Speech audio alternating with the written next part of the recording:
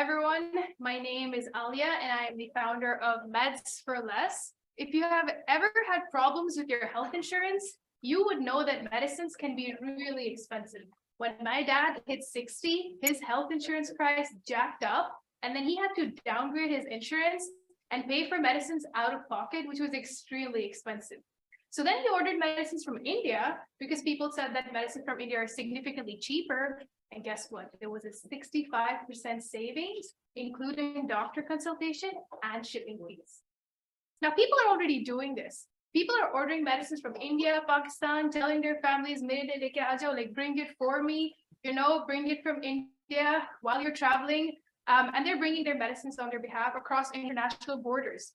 But that has a problem. That has a lot of problems. This is risky. This is people dependent, and it's full of hassle. Most of the time, people don't even know what they're carrying. And then they're stuck at the airport and they're like, what's going on? And they're like, you're carrying something illegal, or you don't have the right documentations, come with me. So that's the problem we're facing. So what we provide, next. What we provide is a platform that facilitates medicine delivery from India to high-cost countries such as the UAE, Canada, US, and ultimately the world.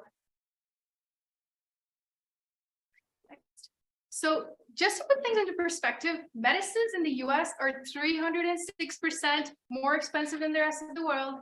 Medicines in the UAE, where we're starting and where I was born and raised, is 122% more expensive in the world. And medicines from India are 73.8% cheaper than the rest of the world. That just shows the enormous potential of business and the immense savings that you can get through Meds for Less. Next. So what's your value proposition? Cheaper medicines, at least 65% cheaper than your local pharmacy if you're in the UAE. If you're in Canada or in the US, that figure is going to rise. Faster medicines, it's going to be faster than depending on families and friends to carry it for you. It's safer, so no risk of scam or poor quality medicines or illegal medicines. It's convenient. So we're taking care of the entire logistics for you, from order placement to delivery, and it's going to be door-to-door delivery, so you don't have to go to the airport or to the post office to collect your medicines.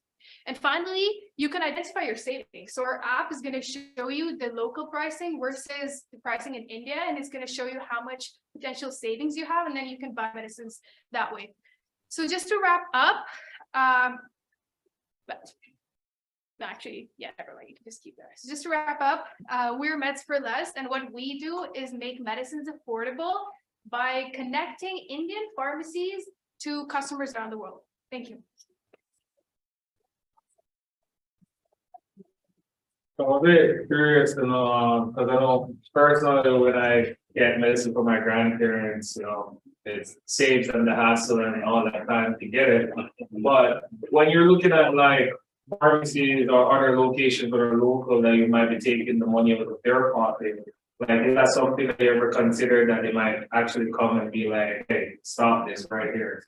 So that's a very interesting question. The UAE already allows this. Even Canada and US allows it. So our competitors have already shipped over 100,000 orders across the world, including South Africa, and it's very legal. Every country has different policies. Some countries are more lenient. They want money to kind of come in. They want innovation. So our company is UAE based, and UAE is very supportive to startups. And they're just two main pharmacies in the UAE, which is Life Pharmacy and Aster Pharmacy, but it's been happening. It's not an issue. Yeah. Yes. Okay. So say that like the production picks up and there's an increased demand for medicine from like Canada and the US, to Canada and the US from India. Wouldn't India want to maybe then, take advantage of this and possibly see that there's a demand to increase their the cost of their medicine? What happens then? So that's going to be so negligible. That's not going to make a difference. Because let's say, for example, the conversion of 1 dirham to rupees, that's like 25 times. So it's going to be 25 rupees. And as I showed you, Indian medicines are 73.8% cheaper than the rest of the world. So how much can they increase it? Even by 50%, it's not going to make much of a difference because of the currency conversion differences. You know what I mean? Yeah. Yes. So Very good problem to solve. Do you have the domain name, by the way?